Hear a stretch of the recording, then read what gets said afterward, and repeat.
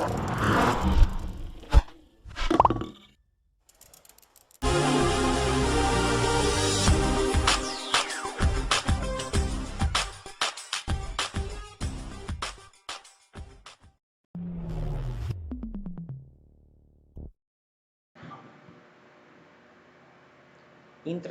to Research. Once again, I am Engineer Ray Rimando. I am your instructor to this research subject. For the lesson objectives, we have to define first what is research and other significant terminologies, describe the significant methods of solving problems, and discuss different kinds of research. Also, we need to differentiate quantitative and qualitative research method and evaluate the different pointers in writing research for our research paper, thesis paper. List down the preparation of the research proposal, and the last is explain several ethical and legal considerations. So for the first slide, what is research? So basically, from the definition itself, research is seeking to answer to a question. So definitely, pag meron tayong questions or legal issues, community concerns, nandyan yung research, sasagutan ng research. Or yung tool natin is research because we have to answer that kind of specific question. So it is a series of inquiries. So therefore, when we say research, that is the study, no? Kailangan magkaroon tayo ng study na magfo-focus na mag-answer doon sa isang question or isang particular community concerns. Also, research is most often determined by the need to find solutions. Okay, so since meron tayong question, meron tayong problems, kailangan natin ng solution or ng action. So kaya nga meron tayong research. A substantive findings or hypothesis is one that is repeatedly survived such proving. So, kailangan may substance yung mga findings natin at yung hypothesis natin. This is best done in orderly approach focusing on building a strong foundation for a theoretical framework upon which subsequent work can be built. So, that is research. Next is scientific method in problem solving. So here is the scientific method. First, we have to define and limit the problem. In doing research or yung thesis natin, kailangan naka-define yung problem natin. And we have the limit.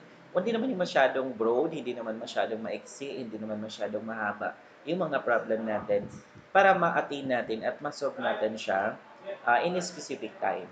Next is to formulate the hypothesis. So, hypothesis is a guess, no? This is your, kumbaga, yun yung assumption mo, okay? Next is to gather data or information relevant to the problem. So, ito lang yung mahaba lang yung preparation natin pagdating sa third one because we have to gather data. Sometimes it is in the form of survey, pwede din naman in a form of scientific laboratory, 'di ba? Kailangan mag laboratory test tayo or ng interview. So, pwede naman ganun. And then after that, we have to analyze and interpret the findings. Of course, sa interpretation and sa pag-analyze natin ng findings, kailangan based siya sa statistical tool na ginamit natin sa research. And then we have to formulate conclusions based on that findings, and lastly, formulate recommendation based on the conclusion presented. So yun yung steps or scientific methods in problem solving pagdating sa research. What are the different kinds of research? First is historical research. Second is descriptive. Then the third one is causal comparative research. Then the fourth one is experimental research. Then the last one that to be discussed is the action research. First, what is historical research? So basically, from the definition, a historical research deals with what happened in the past. From the word history. So nangyari na, kailangan lang natin siyang i-research. So tapos na yung pangyayari, parang magre-retell ka na lang ng story.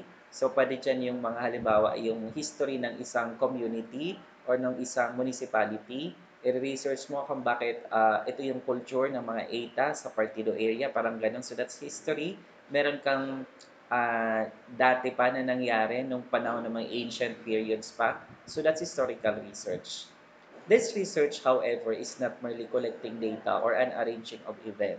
hindi ka na magko-collect ng data from the fresh data itself, but for the old data na na pwede mong makuha doon sa place or doon sa community.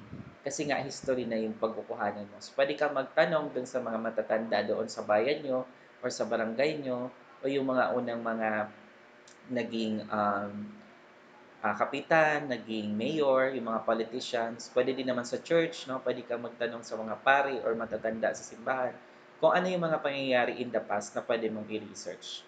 It is not only provides the present generation with a record, so since tayo ay mga millennials nga, generation Y and Z, so hindi natin alam yung mga nangyari before. So ito yung parang magiging provider ng information, itong research na ito, itong type of research na ito, yung historical research. Kasi it will provide us, the present generation, with the record or the history of the past. And also, it could be a preliminary step in descriptive research. So, we can describe kung ano yung mga nangyari nung panahon ng Hapon, nung panahon ng Amerikano, nung panahon ng wala pang pandemic, nung panahon na meron pang mga giyera or hindi pa civilized ang Pilipinas, di ba? And then, ang daming changes because of time. So, yun na, babalikan natin yung history and that is one kind of research, historical research. So, ano yung mga sources of historical research? So, as I've said, pwede natin makuha siya sa municipalities or sa mga matatanda, halimbawa sa old na mga politicians or sa churches, elders, leaders, religious organization, relics found, old pictures, letters, and other manuscript. So, syempre, since history ang pinag-uusapan dito, so pwede natin ipagtanong-tanong kung saan pwedeng makakuha ng source. So, nakalagay naman dyan, pwedeng sa munisipyo, kasi di ba may mga old houses or old buildings na nasa munisipyo. Or lalo na yung mga museum, sa libraries, nandun nakalagay doon yung history ng isang community, kung ano naging issue dati, di ba? Kung nagkaroon ng pandemic, epidemya, ganyan. So, pwede mong i-research yun. And meron silang file noon. Of course, nandyan din yung church, yung mga simbahan. So, pwede natin yung gawing source of our data. And of course, yung community itself. Next is the descriptive research. From the word describe, no, descriptive research, it deals with the present situation. This concerns current practices, problems in the community and in organization, attitudes and behavior of people, and so on. So, ang kinaibahan lang nito doon sa historical is present na siya. Ano yung practices sa isang komunidad and ano yung problems, halimbawa, nung COVID, di ba? So, lahat na halos ng research natin ng COVID is about COVID. After naman ng COVID, aftermath na nung COVID or yung after effect na nung COVID. So that's the present situation na nangyayari sa ating community. This may lead to identification of weaknesses and problems that one is seeking a solution to. Diba? So doon makikita, since meron tayong descriptive research, ano yung mga kakulangan pa, ano yung mga problema pa na pwede nating pagtuunan ng pansin. Halimbawa, about dun sa vaccination sa COVID, di ba? So, yun yung weaknesses ng isang community, no? Isang munisipyo na hindi agad naagapan o hindi lahat na inform ang mga tao. Kaya mas naging grabe yung effect niya, di ba? So, at least makakaroon tayo, makaka-identify tayo ng weakness and pwede natin siyang i-improve. We are looking for the window of improvement in that kind of problems. This could become the basis for improvement, for change, for maintaining the quality of work or product, formulation of rules on preventive measures, and so on. Okay, next is the types of descriptive research. Merong survey type. So when we say survey type, this has a wide scope. When we say wide scope, mahaba yung limit niya, no? Malaki yung um, area nung cover niya. So pwede siya, it covers a large group, sabi dyan. Next is case study. When we say case study, this is a narrow but intensive. May certain case ka lang na pag-uusapan or yun lang yung i-describe mo, yun lang yung i-research mo. Kunyari, case of Lagonoy Massacre. So yun lang case na yun yung focus ng study mo. It could be either be quantitative or qualitative. So pag sinabi natin quantitative, it involves numbers. Pag sinabi namang qualitative, it requires explanation or verbal description. Next, descriptive research may be first quantitative. Sabi ko nga kanina, yung quantitative is nakakount natin siya and with numerical data or mayroong mga numbers embedded on that research. And of course, it has a statistical measurement. No, nabibilang siya and then natitreat siya statistically. The next one is qualitative. When we say qualitative, from the word quality itself, it provides depth, description, no, explanation of persons or group and their actions within their natural setting or of events as they happen. So, yun yung qualitative naman. Next is narrative. So, from the word narration, no? So, nagnanarrate ka lang, it gathers stories or persons or groups and how they make meaning of these stories. Nagre-story ka lang, nagre-retell or nagkukwento. So, that's narrative. Next is phenomenological studies from the word phenomenon. So it is from the lived experience. Ano yung mga phenomenon na nangyayari? Pwedeng bagyo, lindol, tagtuyot, 'di ba? Mahabang tag-araw. So yun, that's the focus of that research. Then next is correlational. From the word relation or correlation, it attempts to determine relationship between two or more variables. Halimbawa, ano yung connection ng online classes sa academic performance ng student, 'di ba? So meron siyang correlation doon kasi nga may epekto yung online class or yung modular o yung blended learning doon sa academic performance ng isang estudyante. Kasi makabago nga siya, no? New normal education na siya. So it has a relationship. Next is the causal comparative research. When we say causal comparative research, this can be used to investigate possible cause and effect. Kaya nga may word na causal, di ba? So yung cause and effect, bakit nagkaroon ng mahabang tagtuyot? Siguro dahil sa climate change. Bakit mahaba yung gabi sa araw, di ba? So climate change pa rin siya, no? Puwede din naman, bakit nga ba nagkaroon ng pandemic, 'di ba, ng COVID? It's because siguro of negligence, 'no, sa ating, in medical field, hindi masyadong na-contain yung virus. So 'yan, cause and effect 'yan. It has the relationship by observing some existing consequences and searching back through the data for plausible causal factor. So this is in contrast to the experimental method which collects data under controlled condition in the present. So pag experimental, controlled mo eh. Ikaw kasi ang maghahalo ng mga chemical kunyari pagka nag-experiment ka. Pero yung causal, hindi siya controlled. Kasi nangyari na siya. May effect na and ang pag-uusapan mo na lang or kukunin mo na lang yung data na nag-cause ng effect. It is also called exposed facto in nature, which means the data are collected under or after the all events of interest have occurred, nangyari na. So, exposed facto na yung tawag doon. Number 4 is experimental research. It requires into what will be. Kung ano yung need mo, yun yung gagawin mo. Halimbawa, ang research mo ay about sa medical field, so mag-experiment ka about dyan. Kung gusto mong i-research about sa um, stain, kuha ka ng mga dahon, diba? So, experiment mo. It requires into what will be. It is used to test a causal relationship between an independent variable and a dependent variable. The word experiment is usually associated with biological science and physics. So, most of the time, yung mga nag-experimental, yung mga biological science or science-related course, and then physics, di ba? So, in-experiment nila yung area nila. It is a search for the unknown. Hindi nyo pa alam, yun ang i-research nyo. However, we can also do experimental research in the social science and done outside a laboratory. Pwede din naman. Kaya lang most frequent and most common na ginagamit yung experimental research sa mga biological science and physics area. We have two kinds of experimental research. First is quasi-experimental research. This is to approximate the condition of the true experiment in a setting which does not allow the control or manipulation of relevant variables. Example, effects of social problems of delinquency, smoking, and drug addiction on the academic performance of students. So, quasi-experimental siya. Kasi ano ba yung cause dito?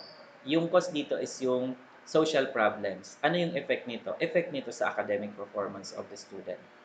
The second one is the true experimental research. This can be utilized to investigate possible cause and effect relationship by exposing one or more experimental group to one or more treatment conditions or comparing the result to one and more control group. So through experiment siya. Halimbawa, yung sinabi ko kanina ng mga stain, dagta, no? Dagta ng kung ano-anong dahon.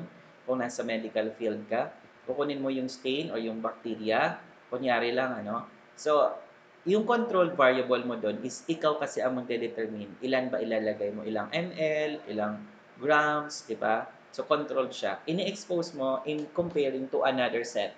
Halimbawa, yung set A, konti lang yung stain, yung set B, mas madami-dami yung stain, yung set C, mas marami pa yung stain, at saka yung set D, sobrang dami na ng stain. So, yun yung tinatawag na true experimental research.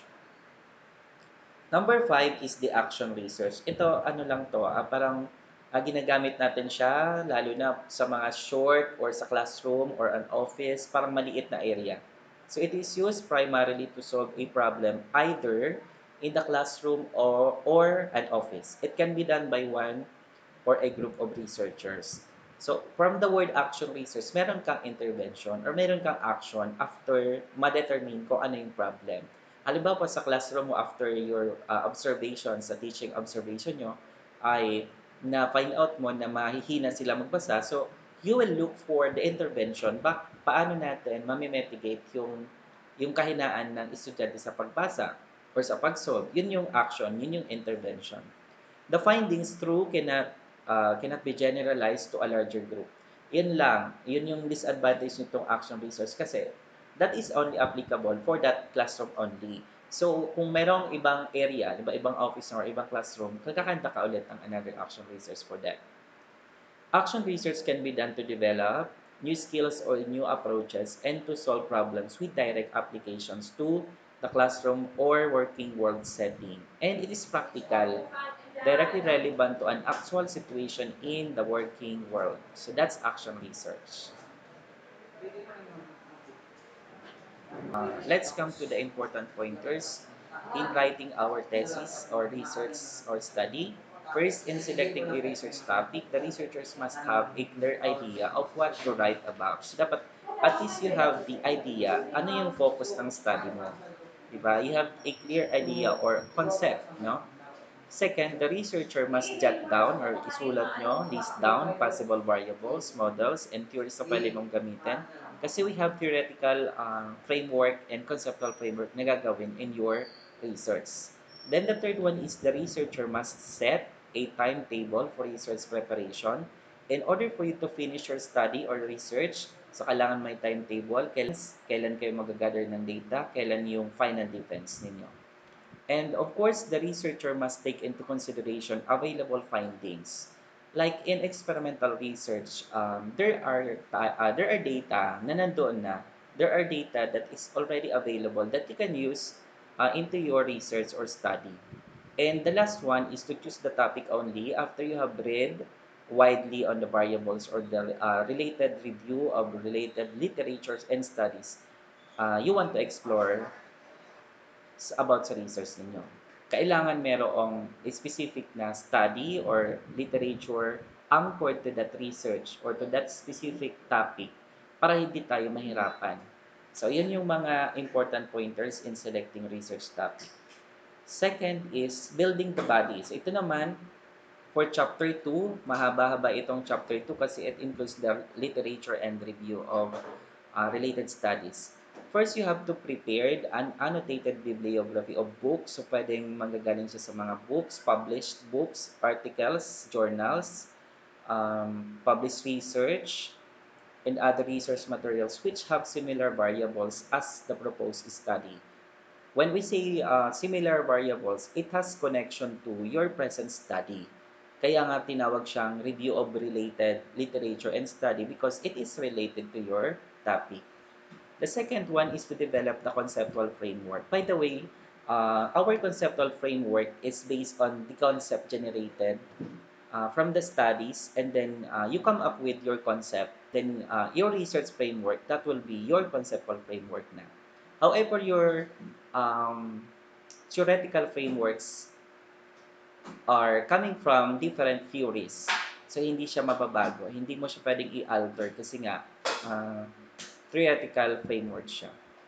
And then determine how material or literature is related to your study by looking at the dependent and independent variables. Kaya nga meron tayong part na gap bridge of the study, di ba?